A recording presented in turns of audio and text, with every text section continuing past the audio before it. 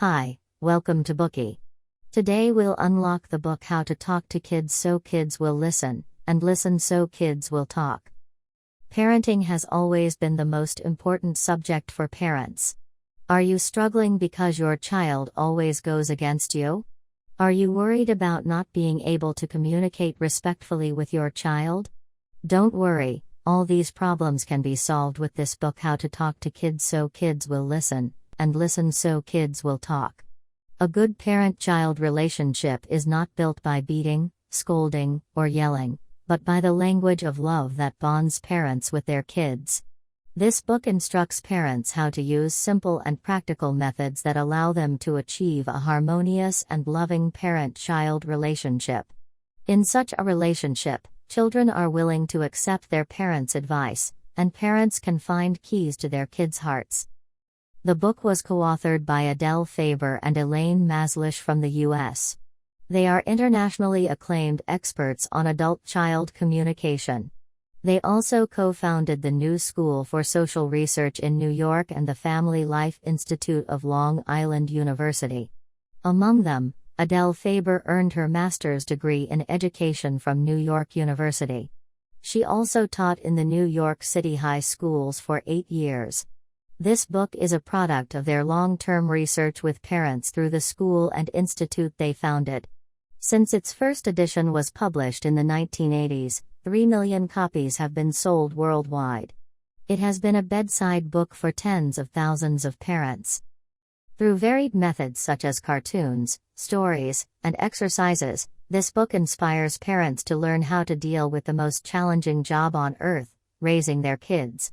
Since its first publication, Adele Faber and Elaine Mazlish have earned parent fans from all over the world. Numerous parents have used methods from this book to improve their parent-child relationship.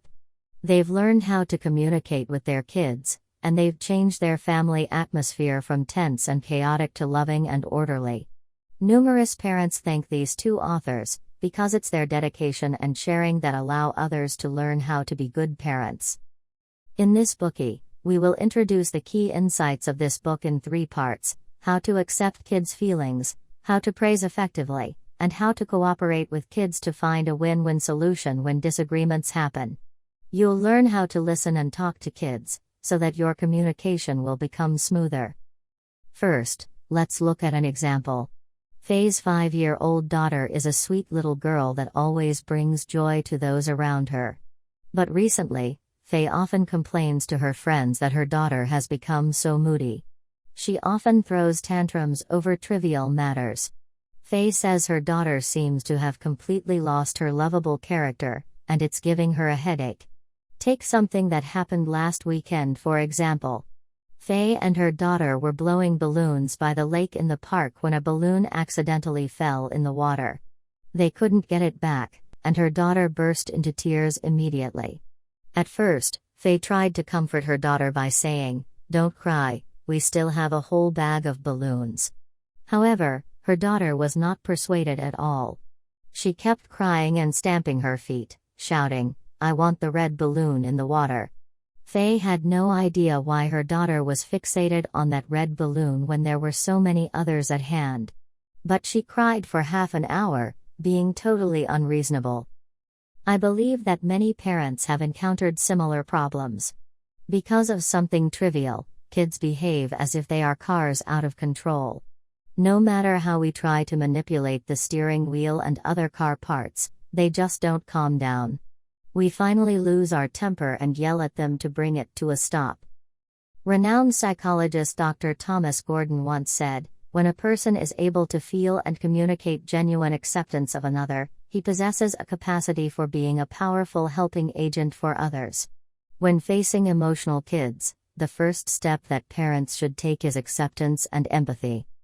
Some trivial matters for adults might be monumental for kids.